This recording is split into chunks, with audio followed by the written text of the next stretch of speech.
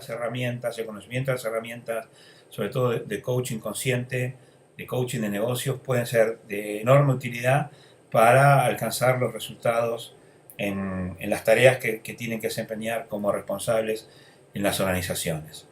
Así que en este espíritu es que arrancamos y como siempre esta sesión está siendo grabada de manera tal de que cualquier cosa que ustedes quieran revisar, seguramente mañana yo ya voy a haber subido la grabación a nuestro canal de YouTube y como ustedes saben solamente las personas que tienen el link, que tienen la invitación por medio del mail que les envía Alejandro Arona, van a poder acceder.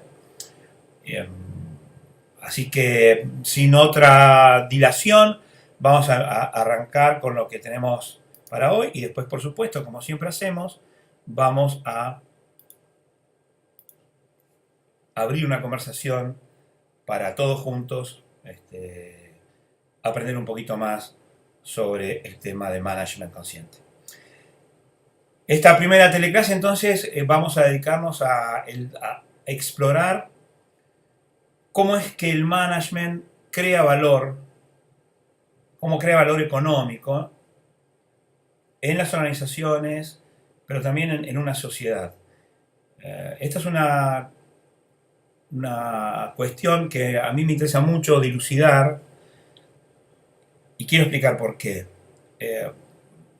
En muchos lugares y en muchos dominios no se comprende cabalmente, en mi opinión, la importancia que reviste el management.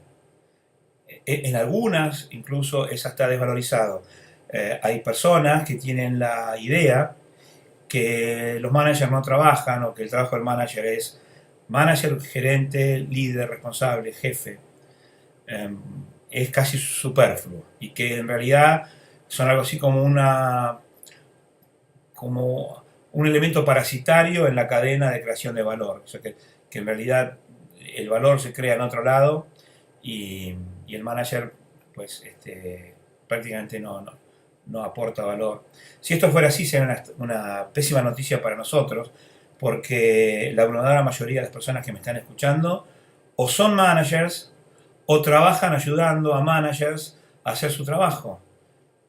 Con lo cual estaríamos hablando de personas que no, si fuera cierta esta postura, que no aportan valor alguno en el proceso económico. Por lo tanto, me pareció que la primera de estas teleclases sobre management consciente era casualmente volverse consciente del enorme valor que la tarea del manager aporta en una compañía, en una organización de negocios, pero también en una sociedad toda.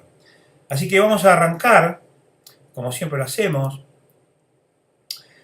y nosotros lo que vamos a hacer es vincular lo que vimos la semana pasada en la teleclase de economía, y vamos a volver sobre algunos conceptos de economía, pero para ahora depositarlos en el management y ver la profunda relación que hay entre uno y otro dominio de conocimiento. Y es muy importante que nosotros comprendamos esto y que podamos llegar a dilucidarlo, porque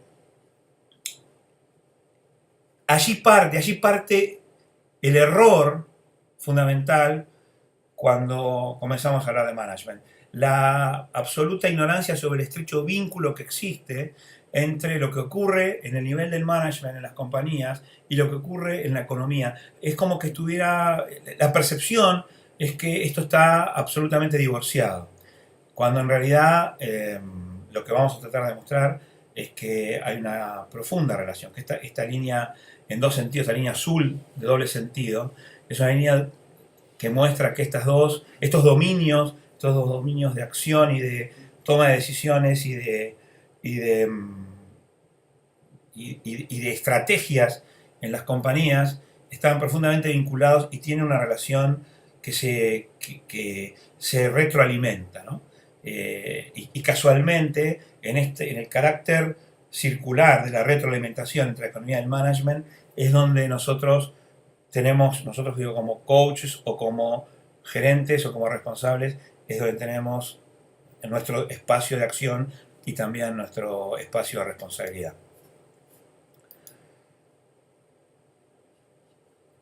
Lo que nosotros vemos ahora son un conjunto de trabajadores, ¿no? ¿Quién no ha visto de pequeño esta película y recuerda a los enanitos de Blancanieves yendo a trabajar a la mina, cantando esa I hope, I hope, a casa a descansar después de haber un duro y arduo día de trabajo? Y muchas veces el concepto que se tiene de trabajo es justamente ese, el de cuando alguien piensa en trabajo, piensa en trabajo físico.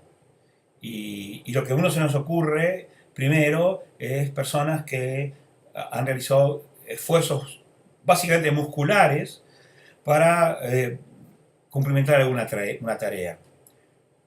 Lo que nosotros vamos a intentar mostrar es cómo se evoluciona desde la idea, desde el concepto, desde este concepto de trabajo físico a un concepto mucho más sofisticado, que es el trabajo en la producción a gran escala. Entonces, cómo tenemos que ir abandonando el concepto de trabajo como una cuestión meramente física para depositarnos en un concepto absolutamente distinto, y es el concepto de producción. Lo que nosotros tenemos que lograr es entonces, de alguna manera, hacer un recorrido para comprender cómo desde el trabajo físico se llega a la producción. Y los conceptos, si bien están hermanados, no son idénticos. Y esto desde el punto de vista del management es muy importante. Pero no solamente es importante desde el punto de vista del management, es muy importante que nosotros como, otra vez, consultores o como responsables de personas responsables de realizar un trabajo en una compañía, y el trabajo es de management, tengamos bien claro que casualmente en la naturaleza esta línea o esta flecha azul que lleva desde el trabajo físico a la producción, subyace toda la naturaleza del aporte de valor del management en una empresa o en una sociedad. Y para esto otra vez tenemos que hacer un poco de historia. Este señor barbudo que ustedes ven aquí, algunos piensan que es Walt Whitman. A mí siempre me gusta tanto el papá de las letras norteamericanas, pero sin embargo este es un señor que no goza de la misma simpatía, por lo menos de mi parte. Este señor es, obviamente muchos lo estarán sabiendo, es Karl Marx.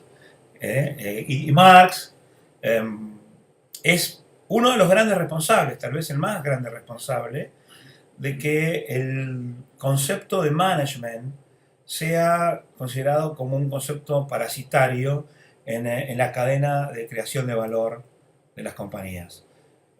Marx fue un enemigo declarado de la tarea de los gerentes, la tarea de las personas que coordinan o que organizan el trabajo en una empresa, en un equipo, en una organización, y llegó por supuesto a decir que todo lo que ellos se llevaban era simplemente robárselo a los únicos verdaderos creadores de valor, que eran los trabajadores que hacían el trabajo físico.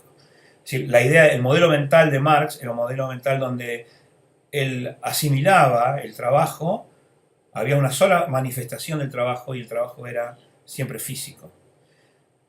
Más allá de que esta idea a mí me parece, desde el punto de vista económico, insostenible, y ahora voy a explicar por qué, es también perversa. En todo caso, no hay ninguna razón para degradar al trabajo intelectual y desecharlo como trabajo, que a la sazón eso fue lo que hizo Karl Marx. Lo cual es muy interesante porque él era un intelectual. O sea que ahí hay una contradicción que no ha podido resolver, ¿no? Bueno, se murió hace muchos años, así que no creo ya que la resuelva. Pero de todas maneras nosotros sí podemos explorarla, pero no hay que olvidarse, es decir, el modelo mental prevalente en muchas sociedades ha quedado algo de esta semilla de duda que planteó Carlos Marx con respecto al management. Entonces no nos olvidemos, la idea es, eso no es trabajo. Y el único trabajo verdadero es el trabajo que se realiza con los músculos, el trabajo que se realiza con movimientos físicos. Entonces lo que nosotros tenemos que pensar es Bueno, para poder disputar esta idea, lo que nosotros tenemos que ver es qué es lo que hace un manager. Porque si queremos defender que efectivamente hay una creación de valor, lo que nosotros tenemos que entender profundamente, bueno, cuál es el trabajo que efectivamente un manager hace en una compañía. Hay una primera cosa que los managers hacen y es casualmente no realizar este trabajo, que aquí que es el trabajo físico. O sea, esto está claro. Es decir, primero vamos a hacer vamos a aceptar lo que el manager no hace. La ilustración nos muestra a Sísifo. Sísifo es un ícono del trabajo físico. Y la historia de Sísifo vale la pena contarla. Es una historia mítica que la tradición greco-romana nos ha legado. Sísifo es considerado en la historia de la mitología como una de las personas más astutas que hayan existido en la historia. Compite en astucia con Ulises, son los dos grandes representantes de la astucia. Y cuenta la historia que Sísifo no quería morir. En realidad nadie quiere morir, pero Sísifo estaba obsesionado con la idea de no morir. Los griegos, cuando morían, tenían la idea de que te venía a buscar un ángel de la muerte que se llamaba Tántalo. Y Tántalo llegaba a tu puerta y una vez que te golpeaba, vos tenías que ir con él, porque era el ángel de la muerte. Entonces, Sísifo, sabedor de esta visita no deseada, le había dicho a su mujer que cuando lo vinieran a buscar, cuando Tánatos lo viniera a buscar, ella lo que tenía que hacer era no ofrecerle los honores póstumos que toda viuda en la antigua Grecia debía ofrecerle a su marido. Y le dijo, vos no me ofrezcas estos honores póstumos, pase lo que pase. Así cuando le llegó el momento y fue llamado a las tierras de Hades, Hades era el dios del Tártaro, Sísifo se dirigió seguro de su éxito, y cuando llegó ante el gran dios del Tártaro, del Averno, le dijo, mirá, tenemos un problema, yo sé que es mi hora, pero ocurre que mi mujer, fíjate, no me ha hecho los honores póstumos, así que yo no puedo morir, porque yo tengo que volver para reclamarle que me haga estos servicios. Y Hades, que era ante todo un griego clásico, le pareció razonable, ¿no? La verdad que este tipo tiene razón. O sea, así que dijo, bueno, andá pero volvé, ¿no? Y bueno, Sísifo fue, pero no volvió. Se fue a su casa y dijo, bueno, los vencí. Porque cuando lo fueron a buscar de vuelta, él sostuvo que ya no tenía ninguna obligación de volver, porque nadie puede morir dos veces. O sea, no se puede atender el llamado de Hades dos veces. Nunca había pasado, y eso le generó a Hades, primero una gran bronca, ¿no? Porque se sintió como, este tipo me jorobó, pero además le generó una gran duda, y dice, otra vez tiene razón. O sea, la articulación que hace es cierta, no puedo reclamarle que vuelva a recorrer su camino al Tártaro, porque ya lo hizo una vez. Las personas solo lo recorren una vez. Así que quedó como liberado. Pero nunca es bueno enemistarse con los dioses. Y Hades se quedó pensando cómo podía vengarse de Sísifo. Y entonces se dio cuenta de una cosa. Dijo, bueno, muy bien, yo no voy a condenarlo a la muerte, pero lo puedo hacer vivir eternamente condenándolo a un trabajo por toda la eternidad. Entonces, como Dios que era, lo llamó a Sísifo y le dijo, muy bien, ahora lo que vas a hacer es, durante toda la eternidad, ves esa roca que está ahí, bueno, la tenés que subir hasta arriba de esta colina, que es la colina que estamos viendo. Y la tenés que, ese va a ser tu trabajo. Y Sísifo pensó que era un trabajo, bueno, un gran esfuerzo por una sola vez. El drama de Sísifo es que subía todos los días con la piedra hasta la cima y cuando terminaba, inevitablemente cuando él soltaba la piedra se desbarrancaba y volvía a la base de la montaña, y Sísifo tenía que volver y volver a subir. Ahí está Sísifo condenado eternamente a un trabajo. Pero lo interesante de la maldición no es que está condenado a un trabajo. Lo que está condenado es un trabajo sin sentido. Está condenado a un trabajo meramente físico, donde el resultado es imposible, donde la efectividad es imposible, donde la generación de abundancia y de valor es imposible. Esta es la maldición de Sísifo. Muchos años después, Albert Camus escribirá un ensayo que les recomiendo que lean sobre Sísifo y la condición humana, pero nos alcanza a saber que este efectivamente no es el trabajo del manager. El trabajo del manager no es un trabajo físico, es esquivar la condena de Sísifo, y en realidad es un trabajo que tiene que ver con otras dimensiones de la propia humanidad. Entonces, sabemos que el trabajo del manager no es un trabajo físico, estamos de acuerdo, y cuando alguien nos postule que el trabajo del manager no es un trabajo físico, estaremos prestos a decir, efectivamente, no lo es. Ahora entonces vamos a ver lo que sí es el trabajo del manager. Y aquí tenemos a un simpático y viejo conocido, el doctor Albert Einstein, tocándose la sien, ¿no? Y claramente el primer trabajo que hace un manager es pensar. Y es muy interesante porque la acción de pensar, durante mucho tiempo, incluso en la filosofía tradicional, se ha sostenido que pensar no es una acción. Como no se ve un movimiento físico, fíjense que fuertemente arraigada está la idea de acción con movimiento físico. Y eso nos lleva, por supuesto, a la teoría marxista, de que no habiendo movimiento físico no hay acción. Y si no hay acción, no hay creación de valor. Porque en lo que sí coincidimos con Marx es que solo la acción humana es transformadora de su medio ambiente. Entonces, bueno, si cortamos la relación entre pensar y la acción, bueno, las personas que solo piensan, las personas que piensan, no están haciendo un trabajo porque no están haciendo acción alguna. Entonces, el primer gran postulado que tiene con nuestro propio modelo de intervención en las organizaciones es que pensar es una acción. Y tal vez, y esto lo vamos a ir viendo juntos a lo largo de todo nuestro programa, tal vez sea la acción humana por excelencia. No, y yo le saco el tal vez, yo estoy convencido que pensar es la acción humana por excelencia.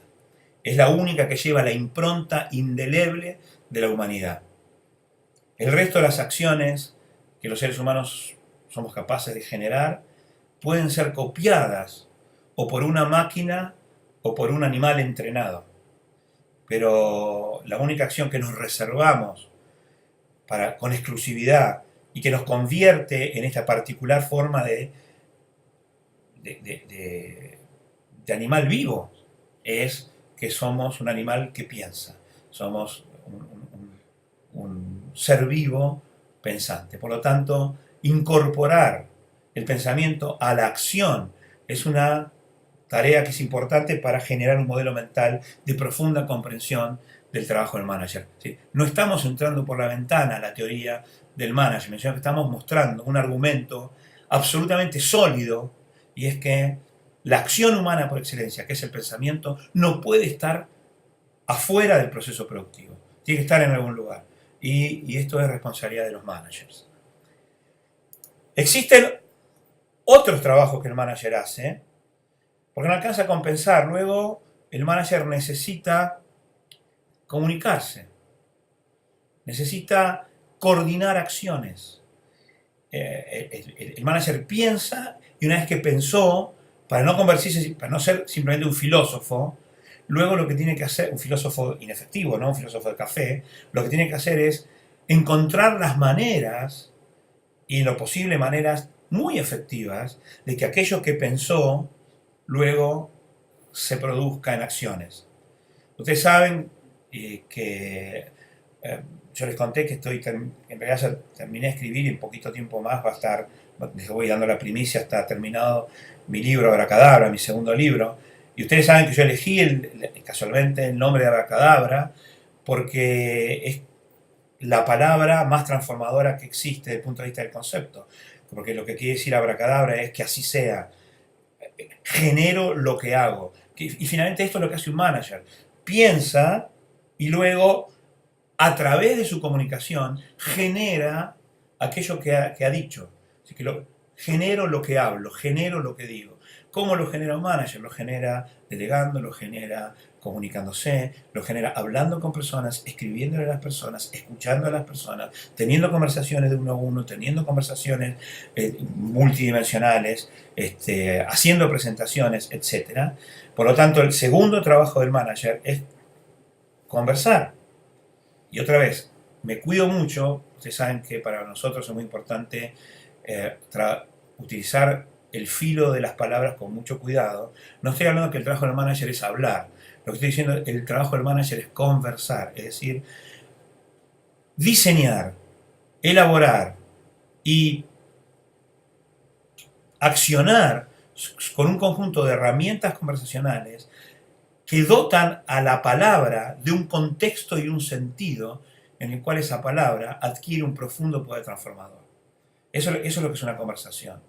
Es un conjunto de palabras debidamente articuladas que le otorgan a cada una de las palabras un contexto y un sentido y que están pensadas, interesadas, apuntando a lograr un resultado. Esta es la mejor definición que se me ocurre de conversación. Esa es la diferencia entre hablar y conversar. Uno puede hablar sin ningún objetivo, simplemente hablar con el objetivo de hablar, con el objetivo de compartir un momento, es una conversación de café.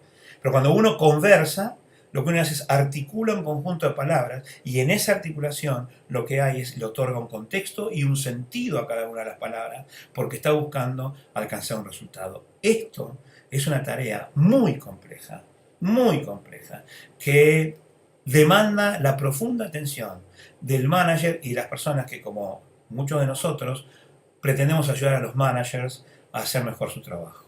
Entonces tenemos primero pensar. Pero una cosa muy interesante, pensar es conversar con uno mismo.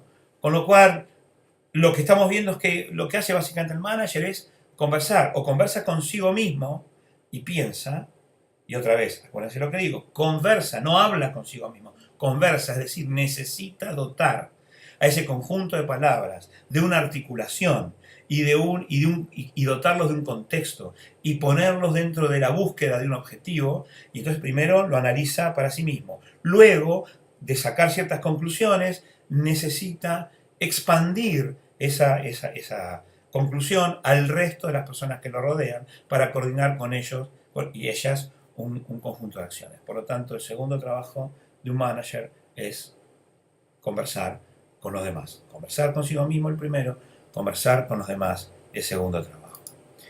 Y existe un tercer trabajo, un tercer dominio de responsabilidad, que es el manejo emocional. Lo que vemos aquí son montones de emociones, ¿no? La euforia de un gol de Boca, el enojo de Homero ante alguna situación que lo disgusta, el llanto, ahí Peter Parker llorando en ese caso la muerte de su tío, y la exclamación de, puede ser entusiasmo, ¿no? Esta señorita yo no sé si está entusiasmada, asustada, pero seguramente está teniendo alguna emoción muy particular. Los managers necesitan manejar profundamente las emociones, necesitan manejar con mucha habilidad las emociones. Nosotros sabemos que las emociones son predisposición para la acción, y esto cierra el círculo.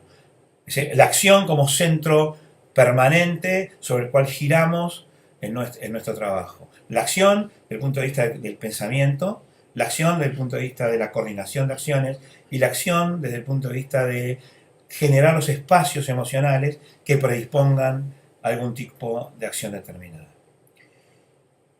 Si nosotros resumimos el trabajo de un manager, y por supuesto es un resumen primario, sobre el cual después nosotros vamos a ir ahondando hasta llegar a un modelo de intervención en cada una de estas habilidades, nosotros hemos visto que el trabajo del manager es pensar, pero pensar mejor. O sea, lo que nosotros podemos ayudar es a pensar cada vez mejor. Y cuando digo nosotros, es no solamente nosotros como coach o como asistentes o como consultores, sino también cada una de las personas que me están escuchando en este momento en la teleclase y que tienen responsabilidades directas sobre otras personas, ayudar a que las otras personas también piensen mejor. El segundo era comunicarse y es comunicar mejor. Y el tercero es manejar mejor las emociones. Resumiendo, y ahora vamos a abrir la teleclase a la conversación y al debate. Lo que en primera instancia nuestro modelo de management consciente pone sobre la mesa es que la tarea del manager es una tarea que genera un profundo valor económico.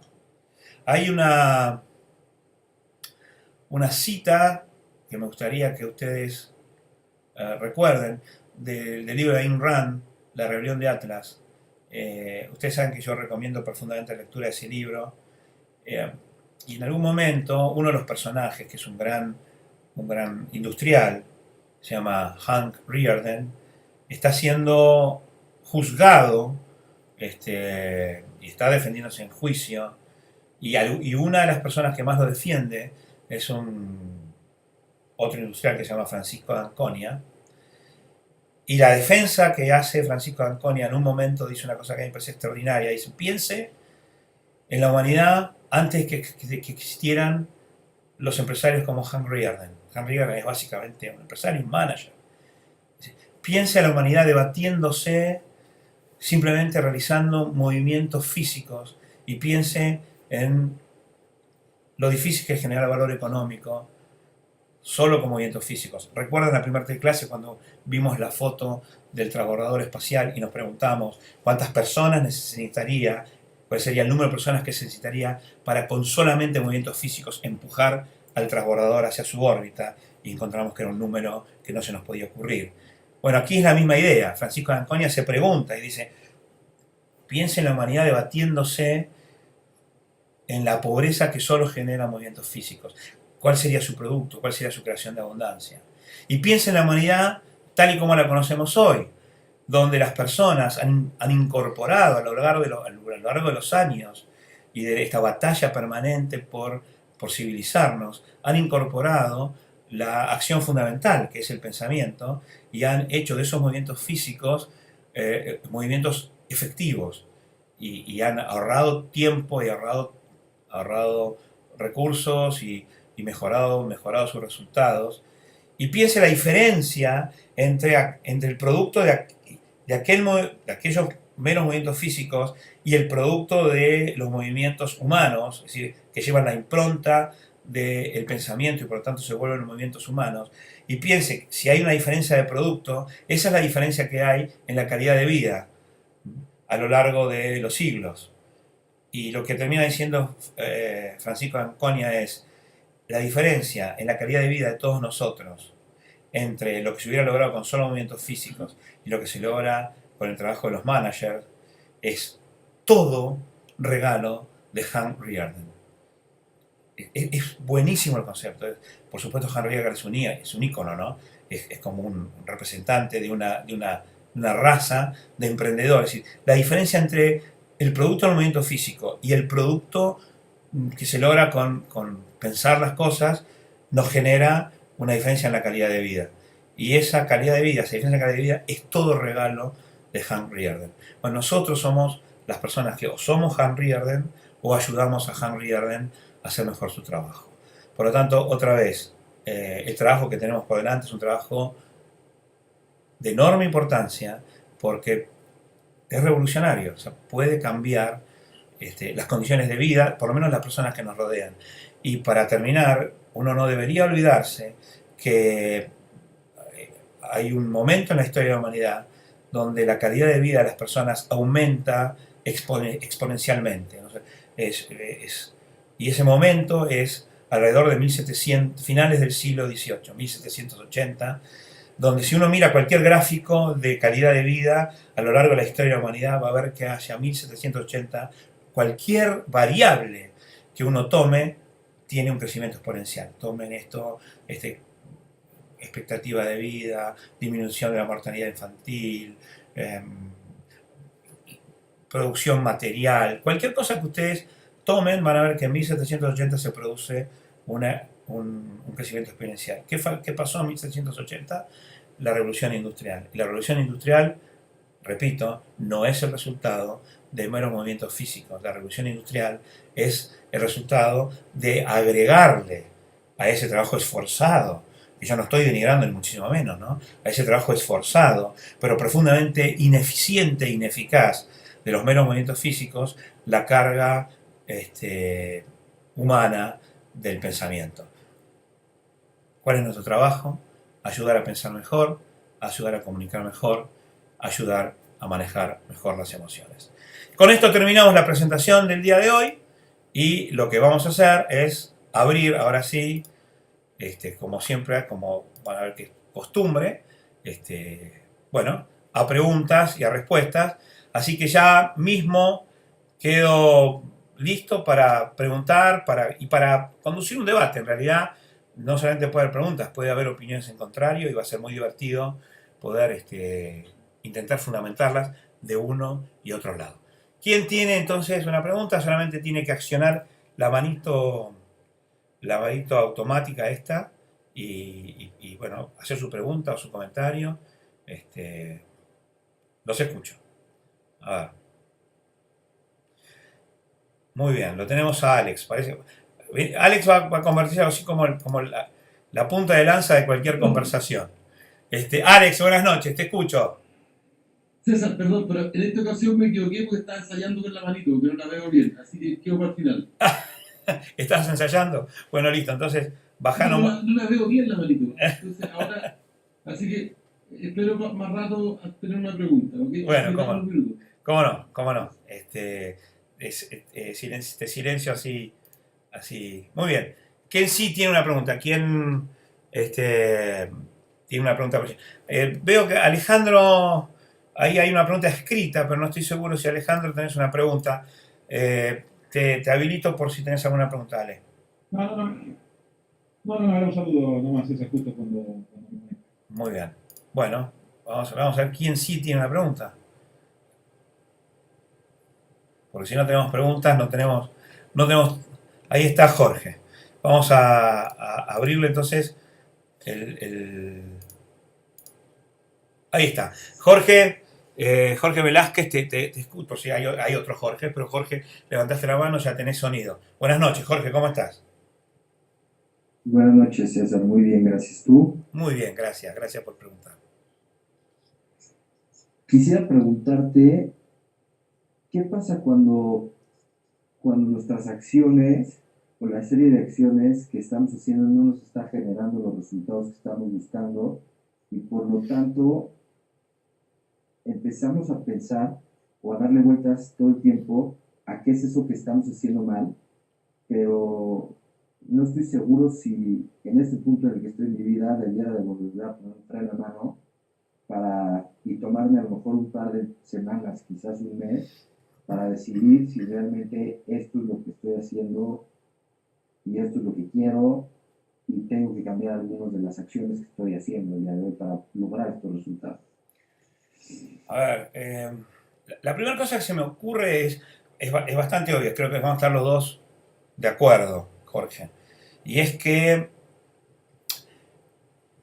cuando nosotros no estamos consiguiendo los resultados que queremos, es seguro que hay algo que estamos haciendo que no se ajusta a los resultados que queremos. Hay algo que nosotros no estamos viendo, que estamos haciendo y que no provocan los resultados que nosotros esperamos. Es decir, siempre hay son inevitables las consecuencias, ¿no? Y siempre hay algo que estamos haciendo. Lo que es muy difícil en la complejidad en la que nosotros enfrentamos es muchas veces descubrir qué es eso que estamos haciendo, vamos a llamarlo mal. Y mal no es una cosa condenatoria, sino mal, como nosotros sabemos, mal es una opinión. Es mal porque estábamos buscando un resultado y no lo podemos conseguir.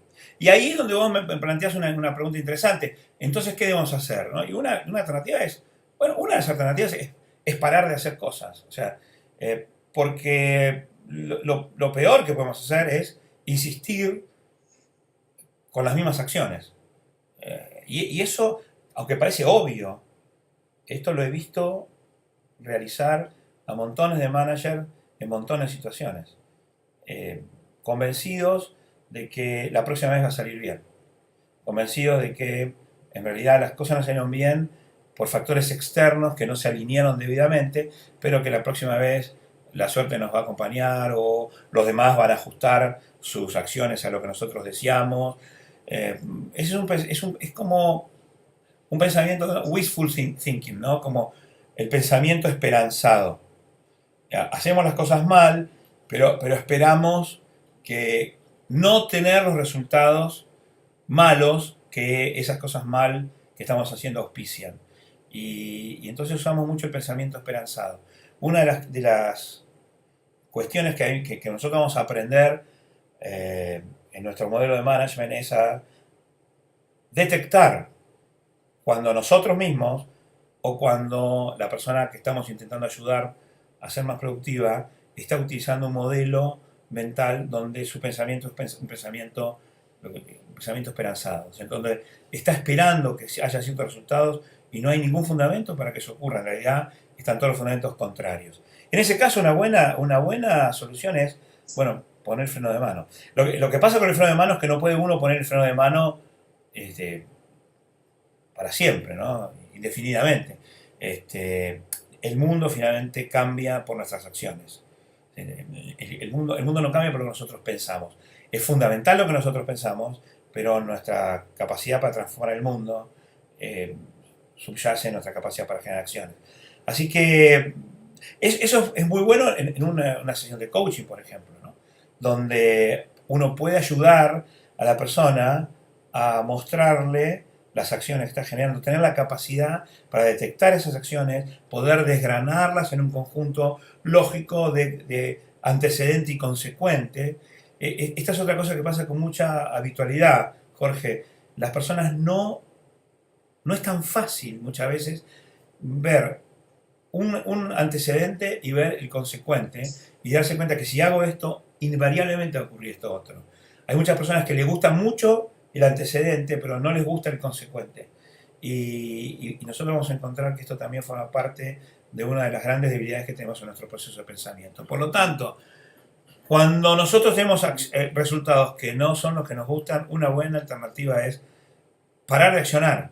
Parar de accionar porque si seguimos accionando en el mismo sentido, los resultados que no nos gustan se van a repetir. Y si no se repiten, y esto muchas veces es muy interesante porque a veces no se repiten, pero no se repiten porque hemos tenido éxito a pesar nuestro, no gracias a lo que hicimos. Yo conozco muchas personas que tienen éxito a pesar de sí mismas, porque como las cosas pueden confabularse para que algo nos salga mal, las cosas también a veces se confabulan para que algo nos salga bien.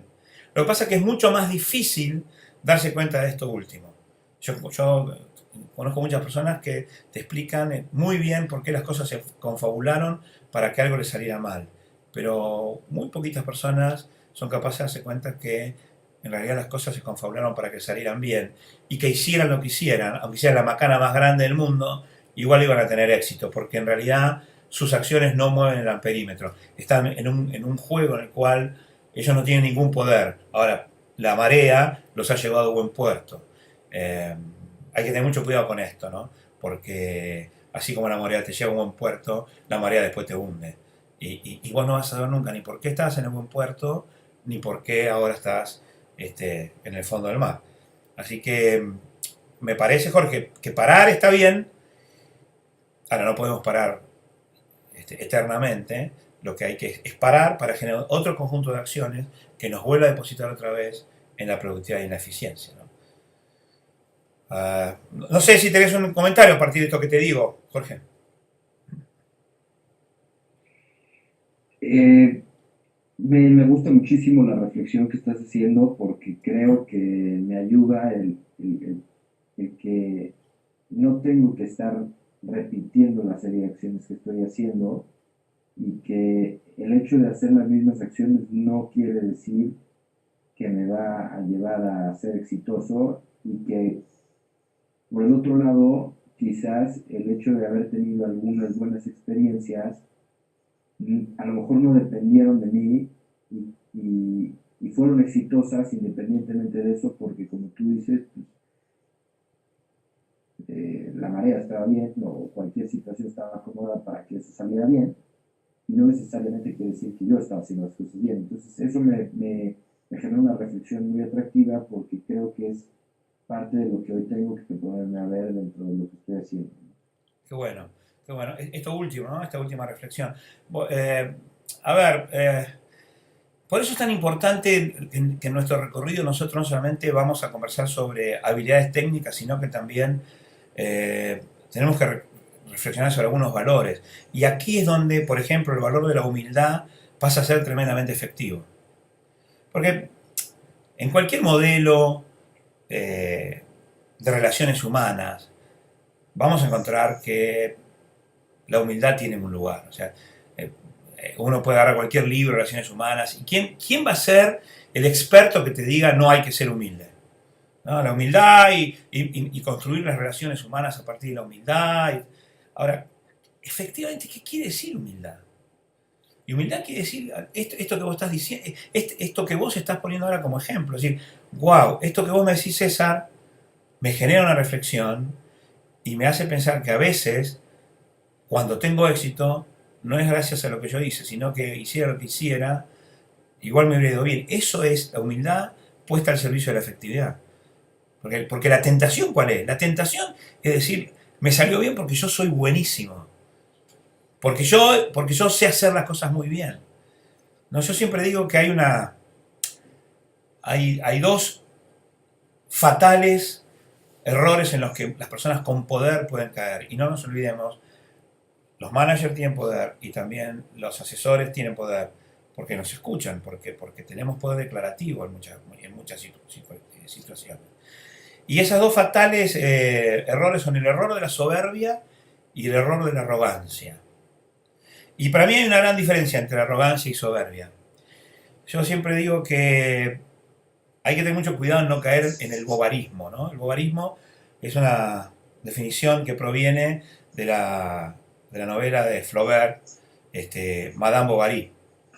Para quienes la hayan leído, seguramente, y a quienes no, Madame Bovary es una mujer, la historia ocurre en Francia, en la Francia del siglo XIX, y Madame Bovary es una mujer que vive en un pueblo alejado de las grandes metrópolis y que tiene la idea de que ella es mejor de lo que realmente es. Vive amores de pacotilla, traicionando a su marido, y los imagina como grandes aventuras donde ella es una heroína.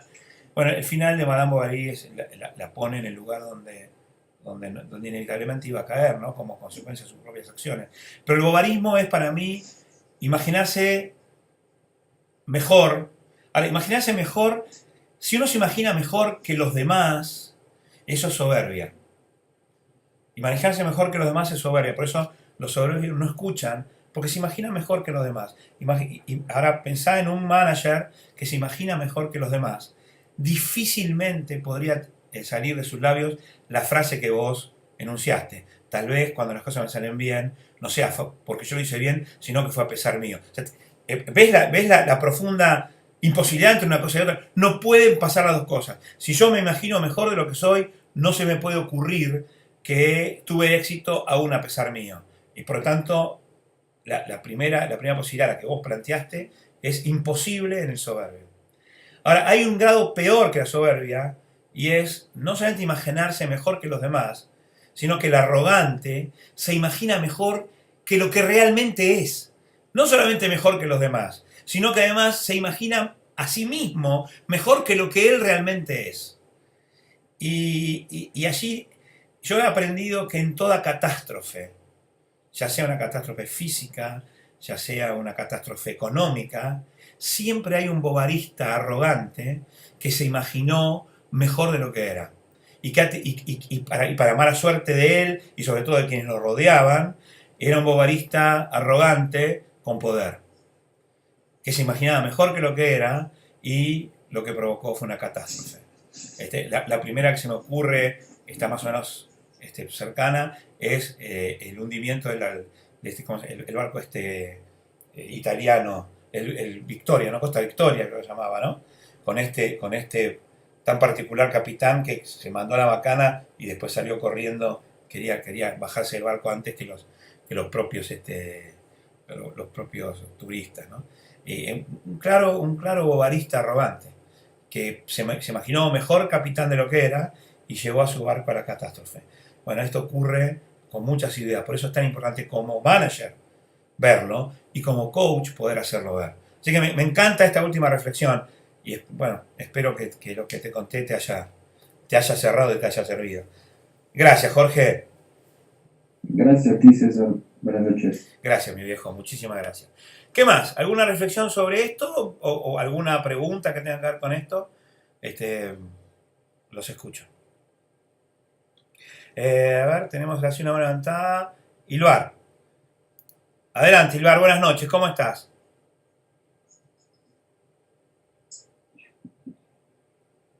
Buenas noches, César. Muchas gracias. Gracias a vos, viejo. Contame. Tengo una pregunta. Quisiera que me ilustraras sobre qué podemos hacer con el tema de las emociones para no terminar como psicólogos, por así decir, sino como managers. Es básicamente que precisaras y diferenciaras esas dos facetas probablemente cuando uno está hablando de emociones. Buenísimo, buenísimo. A ver, la primera cosa es cuando yo hablo de manejar emociones, la primera cosa que nosotros tenemos que pensar es un buen manager, lo primero que aprende es manejar sus propias emociones.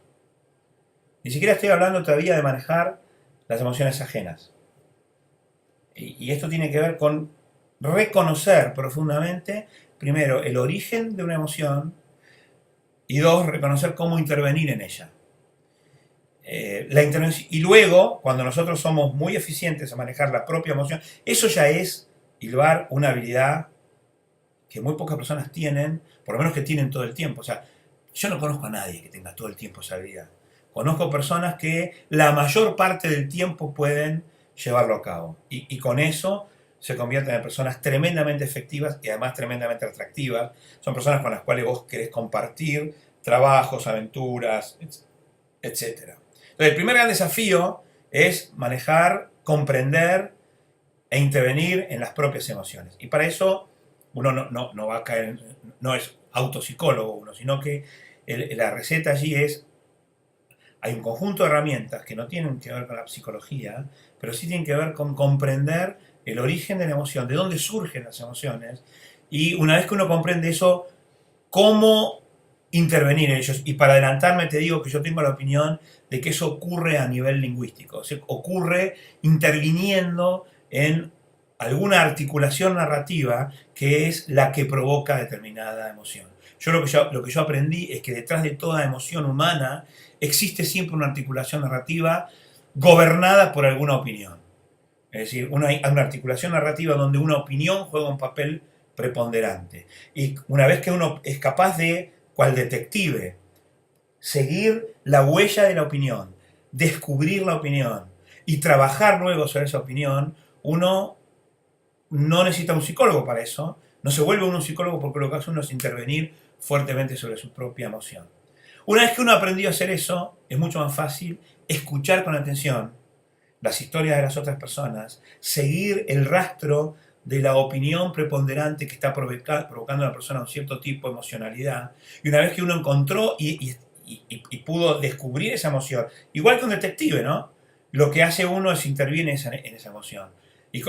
Interviene en la opinión que genera la emoción. Y aquí las herramientas de coaching, las herramientas lingüísticas son enormemente prometedoras. Y te puedo asegurar que no cae uno para nada en una sesión psicológica. No necesitas, o sea, no hay nada malo en la psicología. Lo que quiero decir es, nosotros no somos psicólogos. Tampoco hay nada malo en la plomería, pero nosotros no somos plomeros. Es decir, lo que quiero significar es con las herramientas del modelo de management que nosotros estamos empezando a aprender hoy.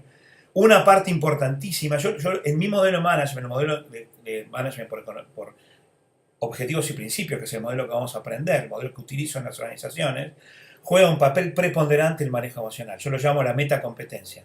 Es una competencia que está presente permanentemente, que abarca todos los dominios de este modelo, casualmente porque es fundamental, primero, intervenir sobre las propias emociones, segundo, intervenir sobre las emociones ajenas.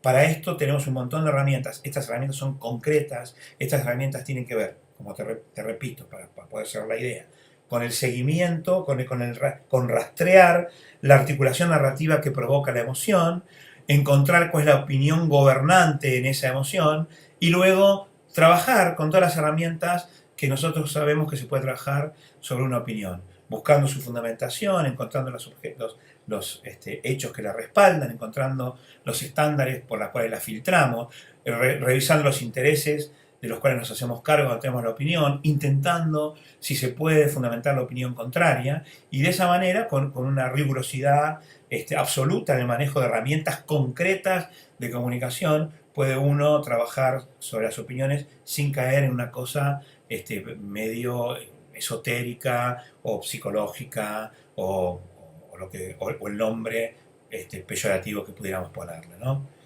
No sé si esa era la pregunta y si esto que te contesto te resulta de utilidad, Iván.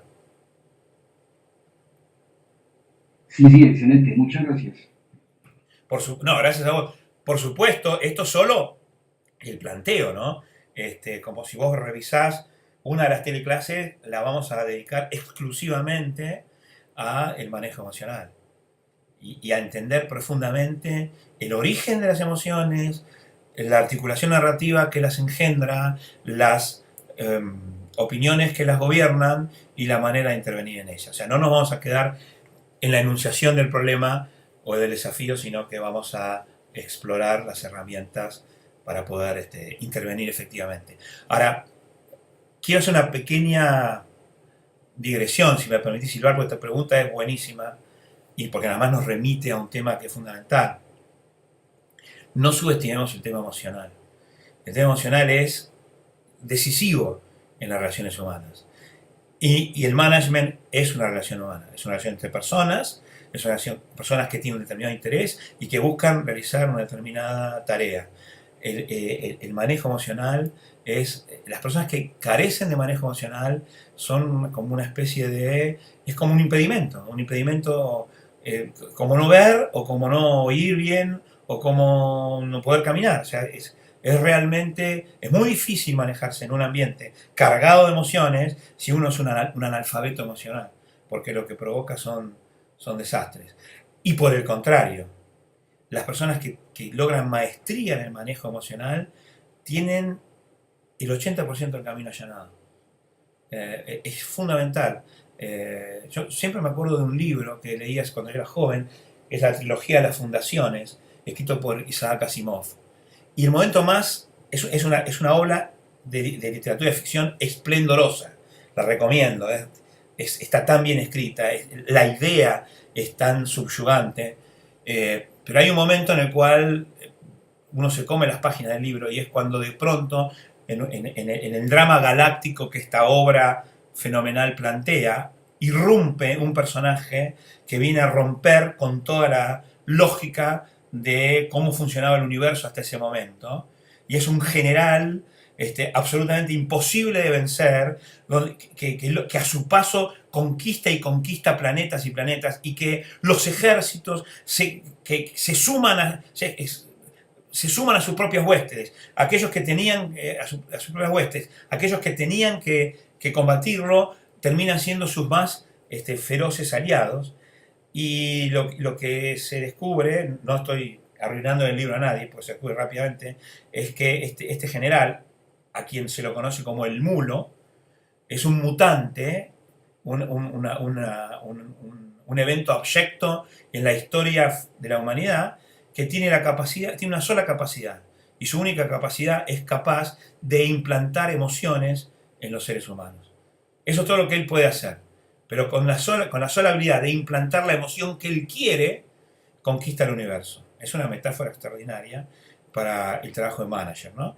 Y por lo tanto, el tema que vos traes a la mano es un tema que necesitamos explorar y para lo cual, por suerte, tenemos, no sé si la solución, pero por lo menos tenemos cosas para contar, cosas para decir, cosas para aprender y cosas para practicar. Así que esa es la buena noticia a la que nos remite la pregunta de Ilvar. Muchas gracias, Ilvar. Muchísimas gracias, viejo. Ahora sí lo tengo a Alex con una mano levantada, a Javier, y de vuelta a Jorge, no sé si es que no bajó la mano. También está Reina y está Victoria. Bueno, ahora me encanta porque no nos va a alcanzar el tiempo. Eso es lo que me gusta, cuando el tiempo no nos alcanza. Así que ahora le abro a Alex. No sé, no pude saber el orden. Voy a ir por orden alfabético. Alex, Sí. te escucho. Ahora sí levanté la mano. Lo que pasa es que tú estás diciendo que el manager es pensar, comunicar y gestionar emociones mejor. Sí. ¿Ok? Y cualquier persona podría pensar que todos los seres humanos siempre estamos pensando, siempre estamos comunicando, siempre estamos gestionando emociones. Entonces mi pregunta es, ¿cuándo hay management y cuándo no lo hay, digamos? ¿Cuál sería la frontera? A ver, en algún sentido está bien, todos somos managers de nosotros mismos. Y cuando fallamos en ese management nos desbarrancamos casi sin remedio. Es decir, podemos ser managers de nuestra familia, de nuestras relaciones de amistad, etc. Porque como bien vos decís, todo el tiempo estamos pensando, se supone, todo el tiempo estamos comunicando, es inevitable, y todo el tiempo estamos generando emociones. Ahora, es cierto que todo el tiempo estamos pensando, no siempre estamos pensando bien. Y cuando digo bien, no es una cuestión de que lo que vos pensés me gusta desde el punto de vista de que yo esté de acuerdo contigo. Cuando digo pensar bien es pensar bien desde el punto de vista lógico. Pensar bien desde el punto de vista de que un antecedente lleva a un consecuente, que un predicado está modificando a un sujeto, que tenemos una plena conciencia de ese proceso de pensamiento. Lo que es inevitable es que todo el tiempo nosotros tengamos una conversación con nosotros mismos. A eso lo llamamos pensar. Ahora, pensar bien es que esa conversación sea de enorme calidad. Entonces, el primer requisito para el buen management, porque management hay siempre, Alex, o sea, management hay siempre. No puede no haberlo, porque siempre hay alguien que de alguna manera toma decisiones, porque no tomar decisiones también es tomar una decisión. O sea, el management es inevitable. Lo que sí ocurre es que un buen management es un management que piense bien. Y nosotros vamos a aprender a pensar bien. Y otra vez, que aprender a pensar bien, que no se interprete como que pensar bien es pensar lo mismo que yo pienso. Eso es pensar parecido a mí, es otra cosa. Cuando digo pensar bien es que las estructuras lógicas de nuestro pensamiento respondan a habilidades concretas y precisas. Esto tiene que ver con la lógica proposicional, esto tiene que ver con la manera en que nosotros construimos nuestras inferencias, esto tiene que ver con la manera en que nosotros revisamos y aceptamos y trabajamos en nuestros paradigmas y dentro de nuestros propios modelos mentales, tiene que ver con nuestra capacidad para revisarlos y con nuestra capacidad para, llegado el caso, modificarlos. A eso yo llamo esas habilidades de pensar bien o pensar mejor, tienen que ver con esto. Y les repito, tienen que ver con estructuras lógicas, lógica profesional, tienen que ver con la manera en que nosotros deducimos y también hacemos inducciones, tiene que ver con la manera en que nosotros construimos nuestras inferencias y tiene que ver con la manera en que nosotros, a partir de nuestros modelos mentales y nuestros valores, tomamos decisiones. Así que eso sería pensar mejor. Comunicarse mejor tiene que ver con la manera en que nosotros gestionamos todas nuestras conversaciones para la acción. Desde las conversaciones de reflexión, pasando por las declaraciones, hasta las conversaciones de acción propiamente dicha. Y eso, otra vez, son habilidades concretas, perfectamente aprendibles, perfectamente distinguibles, que nosotros necesitamos aprender para aplicarlas a un modelo de management. Y finalmente, también es cierto que todo el tiempo estamos generando emociones, pero no es cierto que todo el tiempo estemos no debe decir en control, sino en capacidad de reconocer esas emociones y en capacidad de conscientemente generar esas emociones. Ese es el punto, ser consciente del mundo emocional.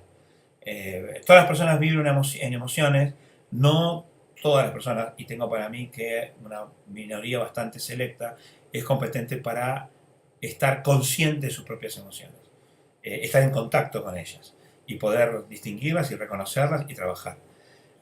No sé si eso de alguna manera contesta la inquietud o complementa el comentario, Alex. Sí, lo que pasa es que, no sé si hay tiempo, pero me queda la duda sobre el tema de la acción.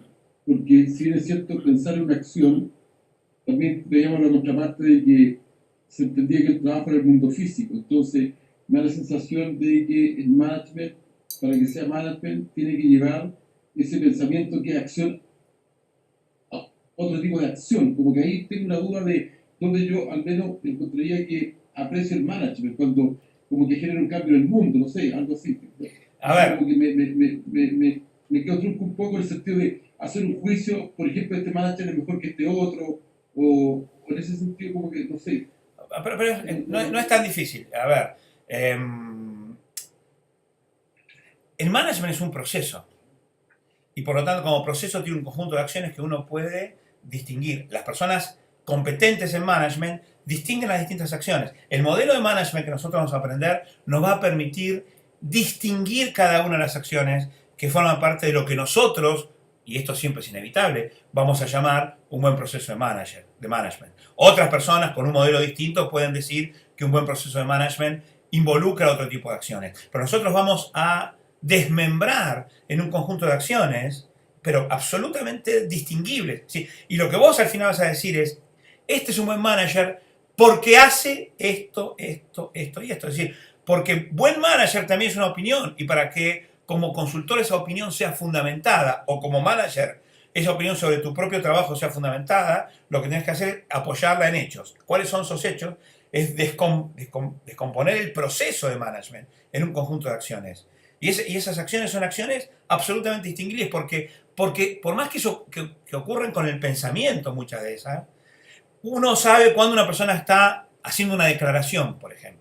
Y eso forma parte del proceso de management. Uno sabe cuando una persona está haciendo un pedido y eso forma parte del proceso de management. Uno sabe cuando una persona está haciendo una oferta y eso forma parte del proceso de management. Uno sabe cuando una persona está fundamentando una opinión y entonces y eso forma parte del proceso de management. ¿Cuándo vas a decir que es un buen proceso de management? Según nuestro modelo, cuando haga todo ese recorrido. Y ese recorrido está descompuesto en acciones concretas y observables. ¿Te sirve esa explicación? Muchísimo, ahora sí, gracias. Gracias a vos, gracias Alex. Muchísimas gracias. Voy a Javier. Javier, te escucho. ¿Cómo estás, amigo? Hola César, buenas noches. Yo nada más quería comentar que esto que estás hablando ahora de la parte del manejo emocional, supongo que después lo vamos a ver un poco más detenidamente. Y estoy pensando que, bueno, yo lo leí en el libro de Conversar, que no sé si los demás lo conozcan o si en algún momento tú lo vas a hacer llegar vía en línea o cómo va a ser, pero creo que ahí está muy claramente explicado, ¿no? Por lo menos ahí entendí lo que en algún momento Rafael Echeverría me quiso explicar y no pude. Bueno, me vas a hacer poner colorado, ¿no? Esto lo teníamos preparado con Javier. Él me iba a hacer esta pregunta, entonces yo iba a poder promocionar mi libro. Así que esto lo pensamos durante mucho tiempo con Javier, cómo hacerlo. A ver, efectivamente, hay uno de los capítulos del libro que se llama Razones del Corazón, en el cual yo intento exponer todo esto que voy a explicar. Creo que es la última teleclase de Management Consciente, donde vamos a dedicar todo el tiempo al tema del manejo emocional. Y por supuesto va a ser un tiempo que vamos a dedicar el tiempo que necesitemos y siempre va a ser insuficiente, ¿no? Pero la lectura de Conversar, más lo que nosotros podamos dilucidar en ese momento. Y además este es un entrenamiento que si todos estamos dispuestos a seguir, a que hagamos valor, no va a terminar con esto, sino que vos sabés, vos formás parte de la red de CEPADO Internacional y vos sabés que mi responsabilidad es ayudarlos a su permanente capacitación. Así que efectivamente, primero contesto lo que vos decís, Javier, efectivamente vamos a dedicar una sesión exclusivamente al tema de inteligencia y habilidad emocional. Es cierto que el libro tiene este capítulo. Una cosa que vamos a hacer, que se me ocurre ahora, pero creo que a todo el mundo le va a parecer interesante, es yo puedo enviarles vía mail el resumen, un PDF con el resumen de ese capítulo. Lo tengo resumido, como por lo menos el resumen ustedes lo tengan. Y la buena noticia que tengo, que de verdad parecía que estoy preparado, es que terminé de acordar en Amazon la publicación de Conversar, que por ahora solo estaba publicado en Argentina y que era un lío enorme llevarlo a otros países porque es complicado la distribución en otros países. Creo que a partir de este viernes Conversar va a estar disponible en cualquiera de los países. Simplemente va a haber que yo voy a preparar una página web donde las personas van a poder entrar, lo van a poder pedir y les va a llegar a su casa la versión. No solamente ahora está en Kindle, pero va a estar el libro físico para que lo puedan leer. Y también va a estar disponible Abracadabra, el segundo libro, que yo creo que a fin de semana van a estar los dos disponibles. Así que va a dejar de ser un problema cómo conseguirlo. Lo van a poder, el precio va a ser un precio muy accesible para que todo el mundo pueda tener el libro. Y eso creo que va a enriquecer muchísimo nuestras teleclases. Así que no sé si eso es buena noticia, Javier, pero viene a consecuencia de lo que... Yo sé que vos tenés el libro, yo te lo llevé y vos dijiste que me hiciste el honor de leerlo, ¿no? La diferencia es que lo pueden conseguir en Amazon, pero no trae la dedicatoria de Bueno, por eso el libro, eso lo encarece un poco, ¿no? Que no tenga la dedicatoria lo hace un poquito más caro, pero bueno, ¿qué va a hacer? Pero va a ser un placer, de verdad, aquellos que tengan ganas, me va a encantar firmarles y dedicarles el libro con todo mi cariño. Así que gracias, Javier, gracias, y mi promesa es que vamos a tener una sesión dedicada exclusivamente a las emociones. Un abrazo grande, Javier, sabes todo lo que te aprecio, gracias por tu pregunta. Le pasamos a Reina, que la tenemos ahí con la manito levantada y se va a cansar de tanto la mano levantada. Hola, Reina, ¿cómo estás? Hola, César, buenas noches a todos. ¿Cómo estás? Bueno escucharte, me encantó la sesión de hoy y la sesión de la semana anterior también. Gracias. Estaba preguntándote, César, dentro de del trabajo del manager, ¿dónde pondrías tú el generar contextos de aprendizaje? El abrir estos espacios para que los equipos aprendan, para que los equipos innoven. Buenísimo. Pensaba que puede ser como una combinación entre la dimensión de las conversaciones y también algo del tema emocional, ¿no? Como Sí. generar un espacio, pero no sé si concretamente podría abrir como un espacio y generar aprendizaje. ¿Cómo lo podrías tú? Claramente, gracias, Reina. Claramente, tal como yo lo veo, es una cuestión básicamente de manejo emocional. El aprendizaje solo es posible en ciertos estados de ánimo y es imposible en otros estados de ánimo. El aprendizaje es imposible en la emocionalidad del temor, por ejemplo. El aprendizaje es imposible en la emocionalidad de la desconfianza, de la sospecha. El aprendizaje es imposible en la emocionalidad de la autocondonación. Para poder aprender y generar contexto de aprendizaje, el manager debe manejar la curiosidad como estado de ánimo, la emocionalidad de la confianza en lugar de la emocionalidad del temor. Sí, para mí los dos grandes motores del aprendizaje son la curiosidad y la confianza. Sin confianza las personas temen y cuando temen difícilmente estén dispuestas a soportar las consecuencias de un error, porque tienen miedo. Y cuando vos tenés miedo, no estás dispuesta a soportar las consecuencias del error. No es tanto que no estés dispuesto a cometer errores, lo que en realidad no estás dispuesto es a soportar las consecuencias de que te señalen como aquel que cometió el error. Por lo tanto, eso mata la innovación. Y la otra cuestión es la curiosidad. El estado de ánimo de curiosidad es un estado de ánimo que las organizaciones no sé si prestan la debida atención. Y ahora, cuando recordás cualquier experiencia de aprendizaje que hayas tenido en tu vida y vas a ver que ocurrió porque podías manejarte en un estado de ánimo de confianza, no tenías temor por el futuro, no tenías temor por lo que allí pasara, podías probar sin miedo, sin generar esos lugares, esos espacios donde yo puedo probar sin miedo, y además tenés que tener un amor por las preguntas más que un amor por la respuesta inmediata. Y eso también, y por supuesto que eso se logra con una articulación conversacional que personas que tienen maestría para lograrlo rápidamente pueden lograrlo. Entonces, para resumir, es buenísima la pregunta, buenísima porque es muy concreta y es porque nos llenamos la boca hablando de la capacidad de aprender. ¿Pero qué quiere decir capacidad de aprender? Mira, yo no conozco ninguna persona en ninguna organización que haya logrado aprender algo, sino primero no seguir un contexto de curiosidad y de confianza. No sé si eso te sirve como respuesta, Reina, como principio de respuesta.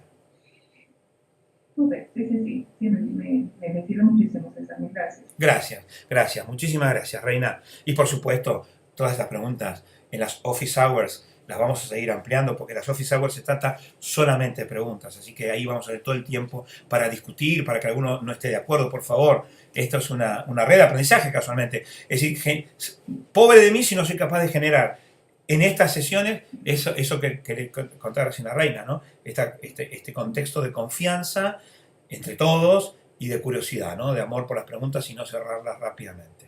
Así que gracias, Reina, gracias porque es una muy bonita introducción a lo que viene este jueves, que son las Office Hours. Gracias, Reina. Le paso a Victoria, que por ahora es la última pregunta que tengo, por lo menos la última manito que tengo levantada. Y con esto atendí todas. Victoria, te escucho. Me encanta escucharte como siempre. Okay. Hola, buenas noches a todos. Encantada de estar aquí, saludarlos. Mira, yo te escuchaba, César, y no puedo evitar pensar en el tema del manejo emocional, digamos, en la enorme influencia que tiene el manejo emocional para transformar realidades, ¿no? No puedo evitar pensarlo y llevarlo al contexto de mi propio país, Venezuela, ¿no? Y para eso quiero poner el ejemplo de Chávez como quizás el paradigma de, yo diría, un mago en términos de la capacidad de generar emociones, pero emociones negativas. O sea, fue capaz de generar la mitad de un país en el resentimiento y la otra mitad del país en la resignación. Y sin embargo, o sea, a mí me parece que esto es un caso emblemático, porque es emblemático, claro, es un caso de la política, pero me parece importante porque la emoción no solamente es la emoción en lo positivo, sino es la emoción en lo negativo y cómo en lo negativo puede llevarlo al desastre. O sea, tú hablabas de las catástrofes, ¿no? Y realmente, cómo realmente la emoción desde la cual sumió al país lo ha llevado a la catástrofe que estamos hoy y a la que se viene por delante, que creo que va a ser probablemente muchísimo peor, ¿no? Y creo que sí, que yo creo que con pocos ejemplos tan claros existen y tan evidentes de cómo la emoción está ligada ciertamente, o sea, solo es posible desde esas emociones generar las catástrofes asociadas o, versus lo contrario, generar desde la esperanza o desde otras emociones mejor positivas. Tú has hablado, curiosidad, confianza, optimismo, entusiasmo, generar espacios distintos, ¿no? Pero sí me parecía interesante porque ciertamente el poder puede ser una cosa enormemente transformadora tanto en lo positivo como en lo negativo. Totalmente de acuerdo. Totalmente de acuerdo. No puedo más que estar de acuerdo. Y yo siempre escucho con mucha atención las cosas que me contaba desde hace mucho tiempo mi querida Victoria, porque hablas del dolor que era algo que te está pasando. Y entonces vos sabés que creo que podemos decirlo esto. Yo tengo un respeto muy grande por tus opiniones y por las cosas que me has ido contando. Y yo me comprometía en la medida de lo posible a ayudar a mis amigos en Venezuela porque creo que de verdad lo necesitan. Así que gracias por esta reflexión. La única cosa que yo agregaría a esto, Victoria, es que la historia de la humanidad nos demuestra que los grandes líderes han sido maestros en manejo emocional, los grandes tiranos también. Así es. Y esto es como, o sea, es que, y con esto voy terminando, ustedes saben que me encantan las historias. Hay otra historia muy impresionante en la mitología griega, que es la historia de la Medusa. La Medusa era aquella mujer que había sido descubierta por Atenea en un templo consagrado a Poseidón, donde a la pobre Medusa la estaban violando. Y esta costumbre tan horrible de atacar a la víctima en lugar del victimario, Atenea la convirtió en un monstruo, de cara horrible, sus pelos, sus cabellos se convirtieron en serpientes, y una mirada petrificante, ¿no? La mirada de la medusa petrificaba y mataba. Y finalmente cuando la medusa es derrotada por Perseo y le cortan la cabeza, empieza a manar de la cabeza de la medusa la sangre de la medusa. Y la sangre de la medusa los griegos la llaman el fármacon. ¿Y qué era el fármacon? El fármacon, que después viene de farmacia, ¿no? Porque casualmente Esculapio, el hijo de Apolo, o Asclepio, en el nombre griego, es aquel que toma el elixir de la medusa y lo usaba para curar. Y bien utilizado, la sangre de la medusa era tan poderoso que hasta resucitaba a los muertos, y curaba tanto que hasta resucitaba a los muertos. La metáfora es extraordinaria. Ahora, mal utilizado, en realidad dice que la parte derecha, de la manada parte derecha, era un gran elixir, y de la parte izquierda era un veneno fatal y mortal. Entonces, ¿y eso qué nos muestra la historia de la medusa o el fármaco? Que la misma herramienta que puede servir para hacer el bien, puede servir para hacer el mal. ¿Por qué? Porque no es la herramienta, es el uso que le hacemos los seres humanos de la herramienta. Así es. Y entonces, por eso es tan importante el desarrollo personal. Finalmente, el tema central, el management consciente, la economía consciente, son los valores con los cuales nosotros vamos a enarbolar cada una de las herramientas técnicas que nosotros aprendamos en cualquier programa. Por eso digo, ¿no? En la historia de la humanidad, los grandes líderes, aquellos que han sido inspiradores, han sido maestros en manejo emocional. Los grandes tiranos también. Así que bueno, gracias Victoria, gracias por esta reflexión, y siempre es un placer conversar contigo. Voy a hacer una pequeña recorrida para ver si tengo alguna mano levantada más. No, y siendo entonces las 23:16 aquí en la Argentina, 18, solo me queda agradecerles profundamente de nuevo la compañía. Es increíble esta cosa de poder estar a la vez en tantos lugares juntos con tantas personas. Me emociona que seamos tantos, que se mantengan hasta el final. Así que nada más agradecerles. Recordarles que esta semana tenemos las primeras Office Hours. Las Office Hours son distintos. Aquí no va a haber una presentación mía. Yo voy a entrar a la hora, a las 10 de la noche, hora argentina, y simplemente voy a estar ahí para escuchar preguntas. Las personas entran a la hora que quieren. Imagínense un lugar físico como un profesor que tiene una oficina. La oficina está abierta a partir de las 22 horas, son 2 horas, si hay preguntas como para 2 horas, y las personas entran a la hora que quieren y me hacen la pregunta que quieren, y bueno, y todos aprenden de lo que preguntan los demás. Así que prepárense para preguntar, y yo voy a intentar responder lo que pueda, y si no, me salvará el amor por las preguntas. Nos quedaremos curiosos hasta encontrar una respuesta. Les mando entonces un beso grande desde el sur de América del Sur. Gracias por la compañía. Nos estamos viendo este mismo jueves a la misma batidora por el mismo baticanal. Un beso grande y muchas gracias por esto. Chau, chau.